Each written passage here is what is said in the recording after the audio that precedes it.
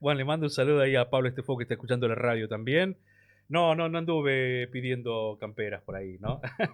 O voy a comprar un robot doméstico. Ah, muy interesante también el stand de los robots allá en la Expo Industrial, ¿eh?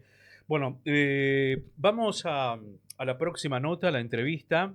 En este caso, vamos a hablar con Ivana Zapata, a quien la tenemos en línea, que es responsable del área de conservación del Parque Nacional Patagonia, que está en este momento en Los Antiguos, quien gentilmente ha cedido estos minutos para charlar con nosotros aquí con Caleta Olivia, con La Vanguardia, con Radio Vanguardia y con el programa Docugonia.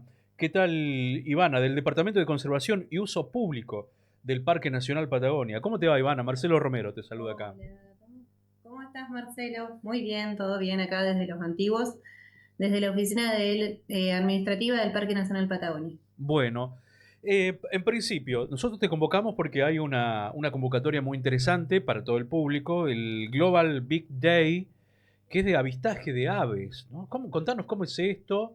Acá hay algunas experiencias por ahí de alguien, hay algunas personas que, no sé, docentes de biología, que por ahí proponen a veces durante el año, bueno, vamos a hacer un avistaje de aves que tenemos acá en la ciudad o en la costa, etcétera, o en las lagunas. Pero esto es ya más general, nacional. Contanos, ¿cómo es el tema? Bien, no solamente nacional, sino a nivel mundial. Ajá, El Big mundial, sí. Day, el gran día de observación de aves, va a ocurrir en todo el mundo. Ujú. Se viene realizando año a año, en el 2024 se suma Parques Nacionales a la propuesta. La idea es tener una foto de cómo están las aves a nivel mundial y para eso invitan a la mayor cantidad de ciudadanos que se quieran sumar a esta propuesta a hacer ese día una salida de observación de aves, a tomar el listado de las aves que podemos ver y a sumarlas a la página del Bird Day para de esta forma tener como un mapa de cómo están las aves en ese momento. Se hacen 2 veces al año. En la oportunidad anterior participó 44 parques nacionales, que por eso estamos nosotros desde el Parque Nacional de Patagonia sumándonos a esta propuesta, porque a nivel APN nacional se nos invita a tratar de sumar a la comunidad esto.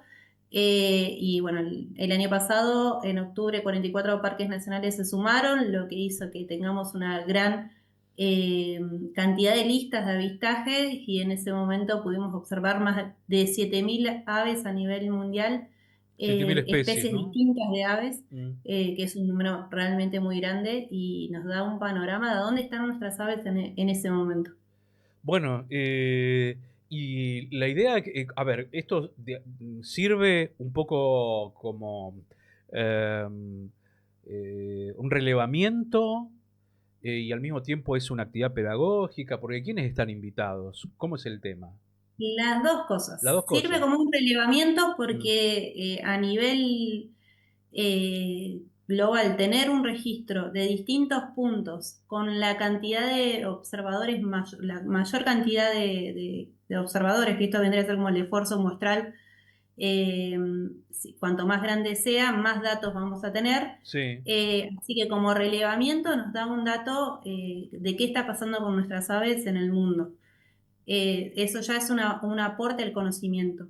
Y por otro lado, también la oportunidad de acercar a las personas al mundo de las aves, a empezar a observarlas en su entorno, a empezar a entenderlas y a sumarnos con una actividad que nos puede vincular con nuestro entorno de una manera diferente. Ujú.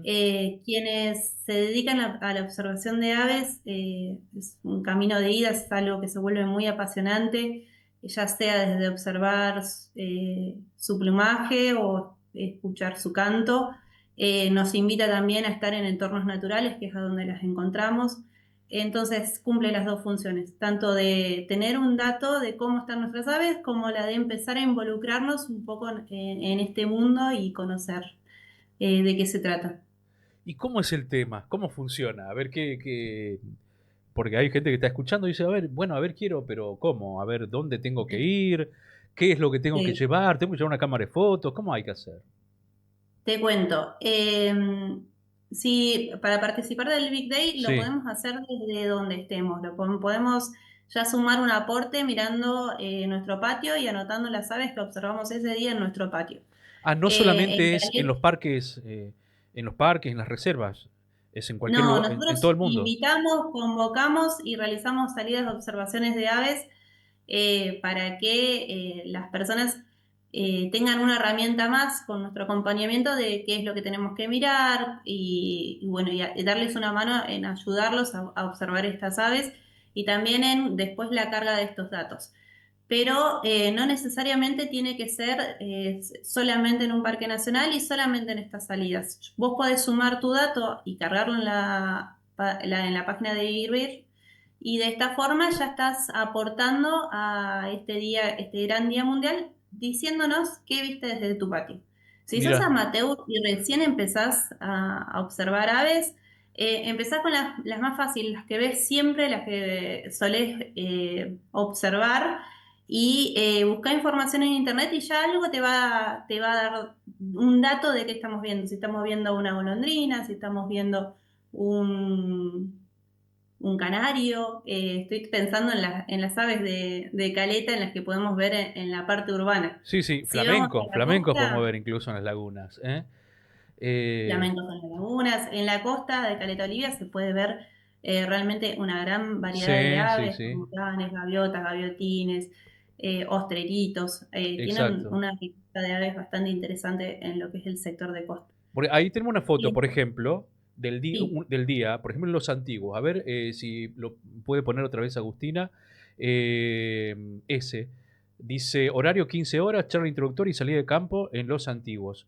En eso van a estar sí. ustedes, por ejemplo, ¿no? Con la gente. Esa es la invitación que hacemos Mm, nosotros desde el Parque Nacional. ujú, Quienes tengan la oportunidad de venir a los antiguos el fin de semana largo, ujú, lo que va a ser el sábado a las 3 de la tarde, vamos a estar convocando en la Reserva Urbana.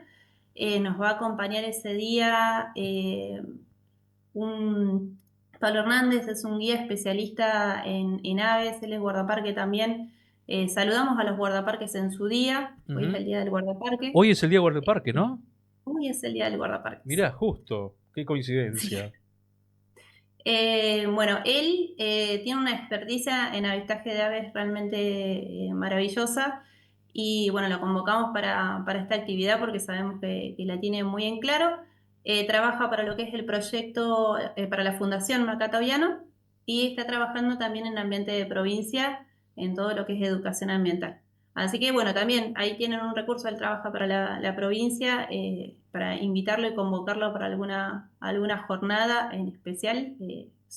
Realmente recomiendo porque sabe mucho sobre el tema. Y bueno, y también tiene esta cualidad de poder transmitírselo Ujú. a niños, adolescentes y adultos.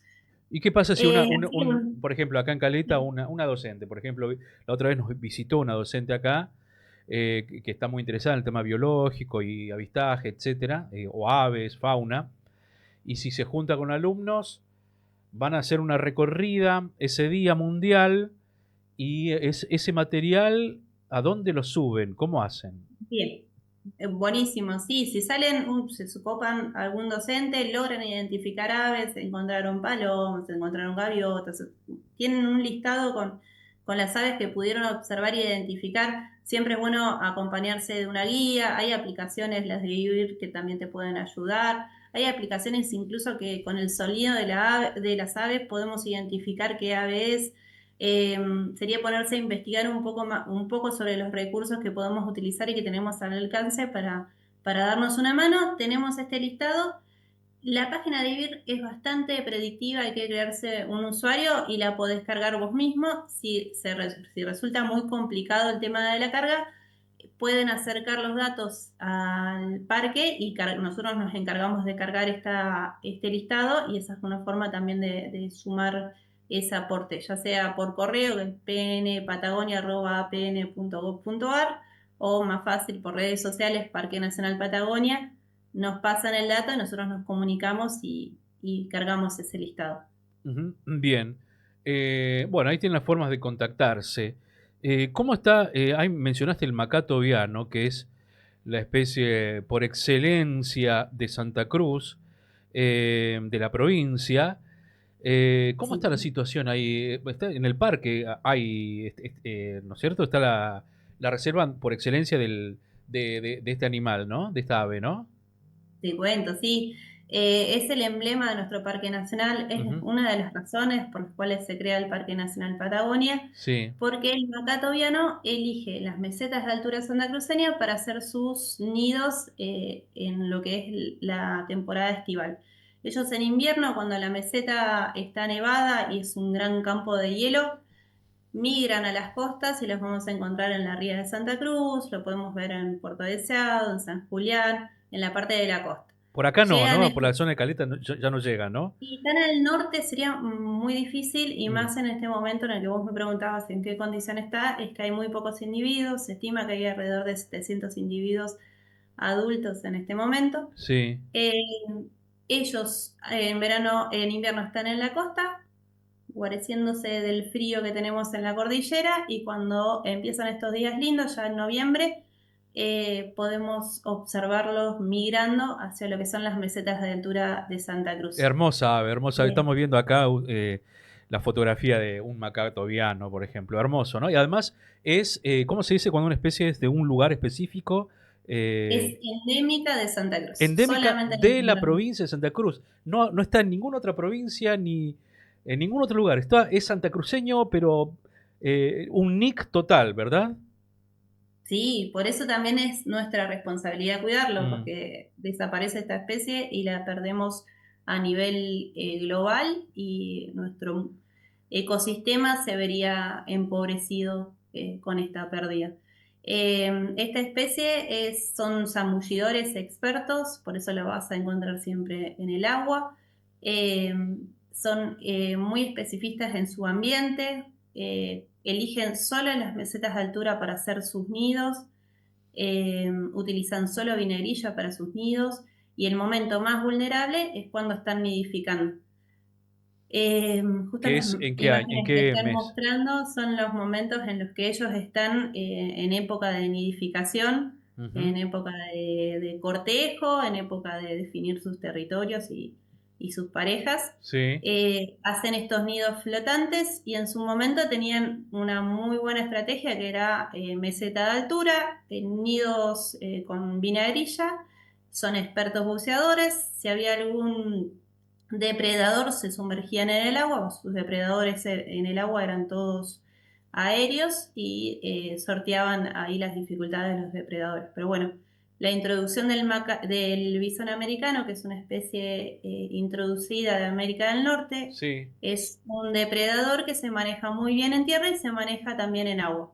Se va moviendo por los cursos de agua. sí. Entonces se le introdujo al ambiente un depredador al cual él no estaba adaptado y eso hizo que su población se vea muy reducida, entre esos el cambio climático, la introducción de salmónidos en la laguna, Ajá. eh, la aparición de gaviotas en lugares a donde antes no la había, que las gaviotas tienen que ver con los basurales.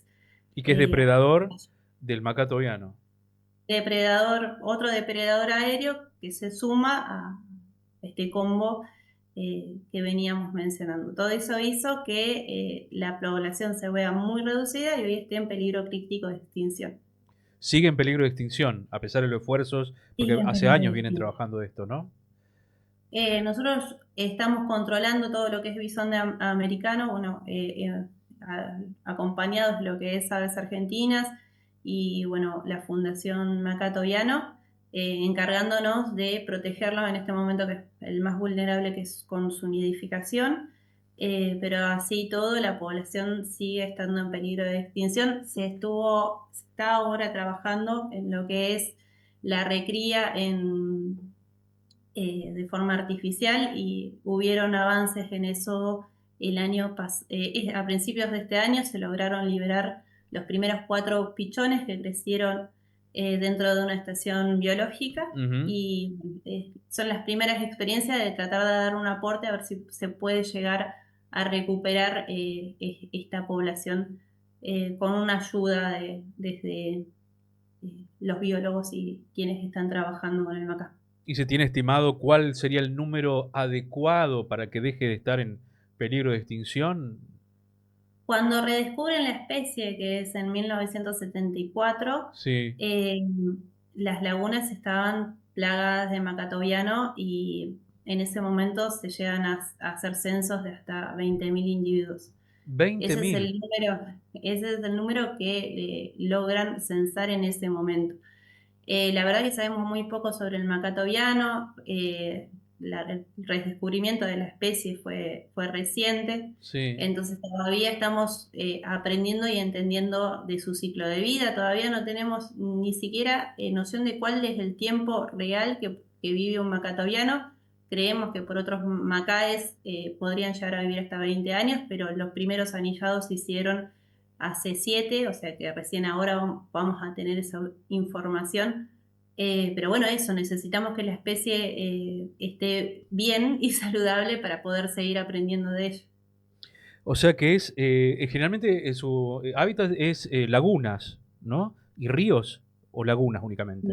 Solo las lagunas, Mm. y las lagunas la utilizan en el periodo reproductivo. Ellos Ajá. ahora llegan en esta meseta, la meseta de altura es un gran tortón en el que quedan, una vez que se produce el deshielo, quedan estas lagunitas sobre la meseta. Eh, y en esos ambientes hasta donde realizan estos nidos. Después vuelven nuevamente a la parte de la costa, que en Río Gallegos hay un centro de interpretación de ambiente sur ubicado en la costa, que es muy interesante para ir Lo a vi, en la visitarlo y ría está, aprender. sí, sí, sí. Y es la oportunidad en la que se puede llegar a hacer algún avistamiento de macato viano en su hábitat natural, ya que hoy en lo que es la meseta de altura, y estamos hablando de que el momento más frágil de la especie es la nidificación, no podemos acceder a visitarlo, pero sí en la costa. Ujú. Es muy común cuando vienen a visitarnos los antiguos que lo confundan con el macá plateado. El macá plateado es un pariente, es Ajá. muy parecido, no tiene ese penacho naranja Ujú. tan particular y esta división de los colores del negro y el blanco tan marcada, es más veteadito gris, pero el tamaño y el color de los ojos y la forma y al ser familiar son muy similares y los pueden llegar a confundir y verlos en el lago, verlos ahí sí en algún río. El macá plateado tiene como ambientes un poco más diversos, entonces es un poco más fácil de ver y se puede llegar a confundir. Pero el macá tobiano o en la costa, en lo que es invierno, o en verano lo vemos arriba en la meseta. Esto es, a ver, estamos viendo una imagen, ¿no? Esto es en Río Gallegos, ¿no? En Que Río se hizo Gallegos, una sí. escultura metálica del Macá en homenaje a él, ¿no? A, bueno, Sí. y a cuidar, a preservar y digamos, también que sea algo lúdico y pedagógico la presencia de esta escultura metálica, ¿no? Sí, sí, sí, bueno, y está este centro de interpretación muy bonito en la Claro. costa de Gallegos, que también es bastante interesante para ir a conocer y aprender un poco más sobre el Macá. ¿Y quiénes, Y además en de el usted, quiénes están sí, trabajando en el estudio, en la conservación, además de ustedes del Parque Nacional? Me decías, no sé si está alguna la universidad o quiénes más están. la Fundación Macatoviano, Ajá. que hasta hace poco pertenecía a Aves Argentinas. Este año, hace poquito, se independizaron como fundación y están para esta independencia tiene que ver más que nada con una cuestión de obtener más recursos para ayudar al Macá.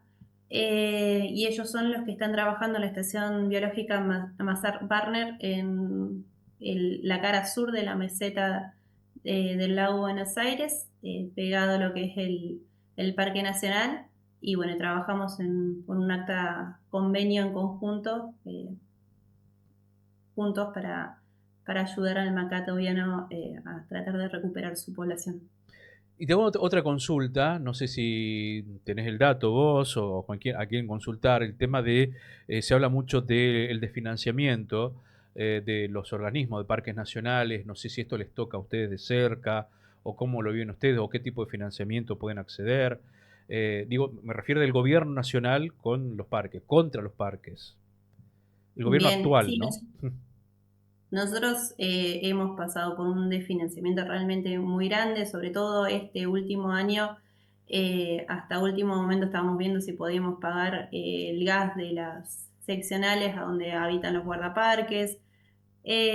nada, las condiciones de las herramientas de trabajo para poder salir al campo, bueno, ¿qué priorizamos? Necesitamos zapatillas para poder hacer las recorridas y llegar a la meseta, zapatillas que sean buenas porque la meseta te detona cualquier zapatilla. Las camperas de abrigo, nada, priorizando, viendo dentro de lo que tenemos, qué es lo que vamos a ponderar y decir, bueno, si hacemos esto, tenemos que dejar hacer lo otro, es como la sábana corta en la que cubrimos acá, pero descubrimos esto, sobre todo con lo que es personal, somos muy poquitos, eh, tratando de hacer un montón. Nos pasó también en la época de despidos perder una compañera y bueno, logramos recuperarla. Ya es un parque que te digo, somos en total 12 personas para 109.000 hectáreas con muchas funciones.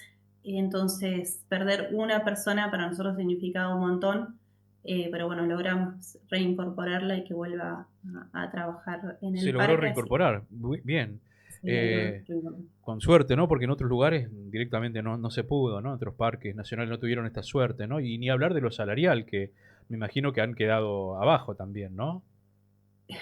Yo soy personal técnico administrativo, tengo un contrato estatal, así que sí, lo que es salarial hace años que no se ha podido recomponer el salario y se vuelve muy, muy, muy, muy difícil. Ujú.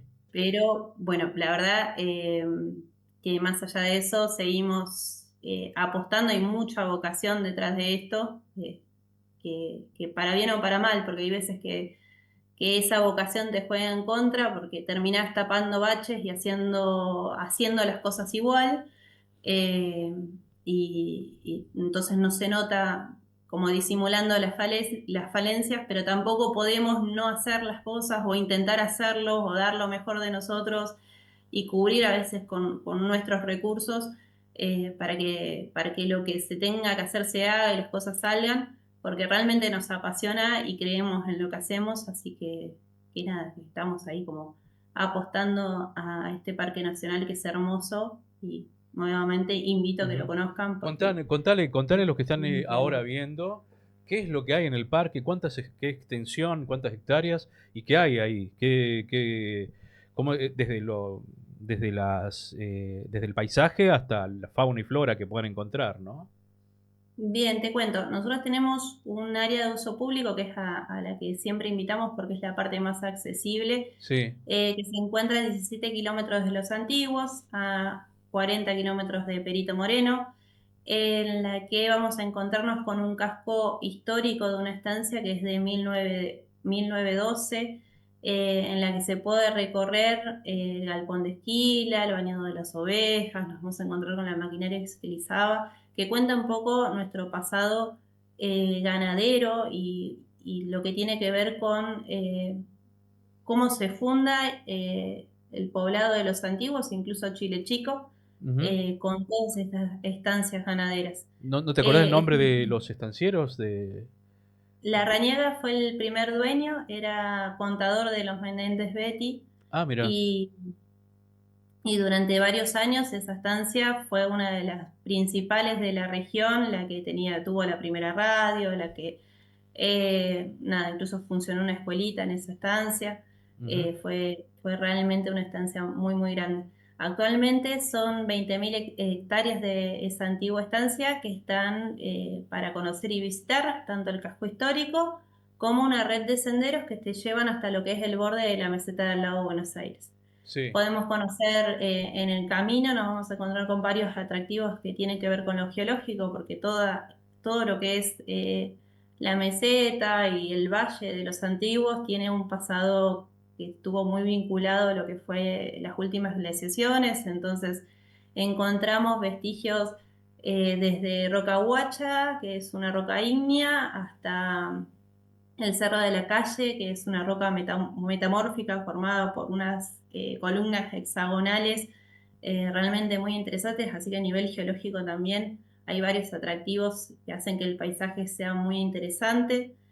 Bosquecitos de lengas y chacay, que en esta zona al tener reparo y todo lo que es el aporte de agua que viene de la meseta crece de una forma bastante tupida, y esta vegetación de estepa patagónica que suele ser al nivel de la rodilla en lo que es este sector, podemos verla más similar a árboles, a estos Ujú.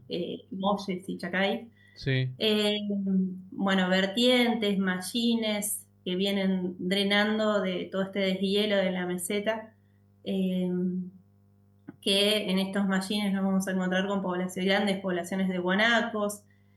Eh, bueno, también choiques que empiezan a volver a ocupar estos espacios desde que es un área protegida, volvemos a observar a los choiques.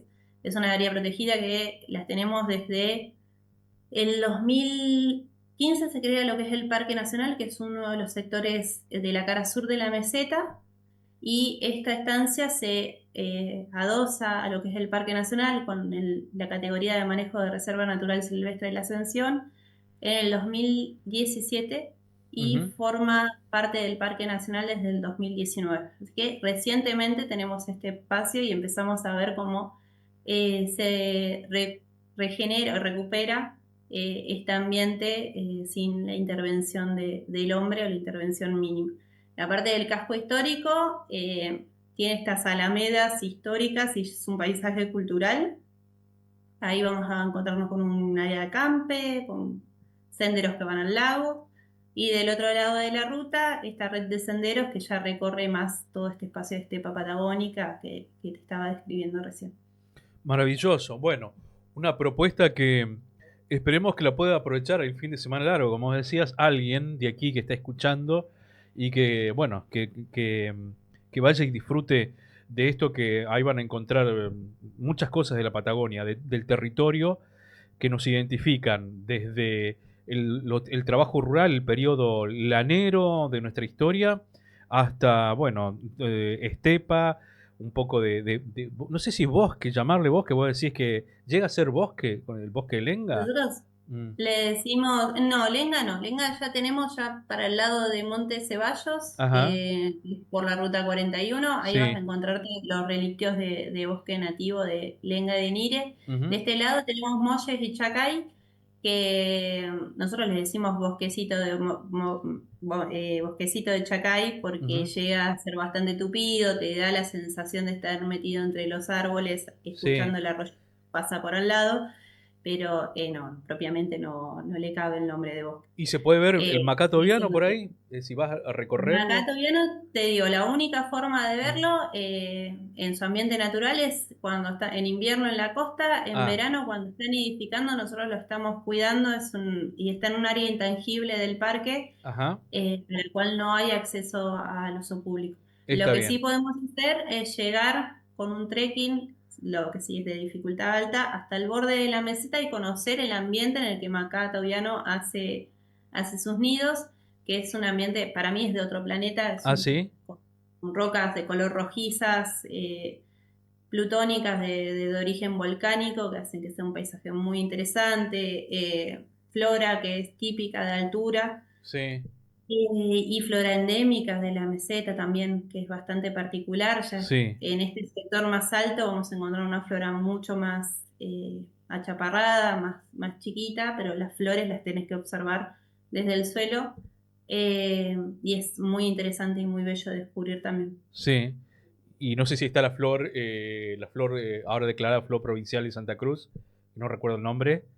Uy, ¿Cómo? no podría ayudarte cuál es la flor que declararon Ah, a nivel. que tiene colorcito rojo, como de fuego. Ah, Eh, lengua de fuego. exacto, Lego de fuego se llamará, ¿no? Lengua Sí, de fuego, sí, mata guanaco, es otro de los nombres comunes, es una sí. especie de neneo Ujú. que Sí, lengua de fuego. Tiene, sí, sí, es muy, muy chiquita, una flor chiquita, muy, que digamos están como muchas, numerosas, ¿no? sí, ¿No? sí, también tenemos dentro del parque, y lo que tiene de particular es que este rojo furioso, Sí, florecido en nuestra estepa, que tiende a otros colores, es bastante llamativa, sí. Tal cual. Bueno, un poco ahí está, ¿ves? Ahí, Ahí está la lengua de fuego, ¿no? Esta es la flor declarada flor provincial de Santa Cruz. miren, bien. Bueno, Ivana, te agradezco mucho. La verdad que ahora tu relato nos da ganas de ir allá y visitar y conocer. Eh, Más que Lamentablemente bienvenido. no hay, digamos, un transporte, un transporte, no sé, periódico que te lleva al parque. Hay que recurrir a un vehículo personal, ¿verdad? Para llegar al parque. Y claro, Mm. si se llegan a los antiguos sin vehículo particular, desde los antiguos hasta el parque, que son 17 kilómetros, únicamente hoy con remis o contratando algún servicio de guía o alguna excursión. Es la única forma de llegar hasta el parque. Bien, bueno, Ivana, te mando un abrazo grande. Gracias por parte de todos los que estamos escuchando, por parte acá de la audiencia de Caleta Olivia y de mucho más allá, de alguna manera hacernos viajar un poquito ahí al parque, desde la imaginación. Esperemos poder hacerlo en forma personal también en algún momento de nuestras vidas. Así que bueno, te mando un abrazo grande, ¿eh? Muchas gracias y bueno, atentos con el Big Day. Exactamente, ¿eh? Con el avistaje. Ahí tienen todos los contactos. Gracias, Iván. Hasta cualquier momento, ¿eh? Gracias. Hasta luego. Bueno, muy bien. Ahí está. 3 minutos faltan para las 17 horas. Y bueno.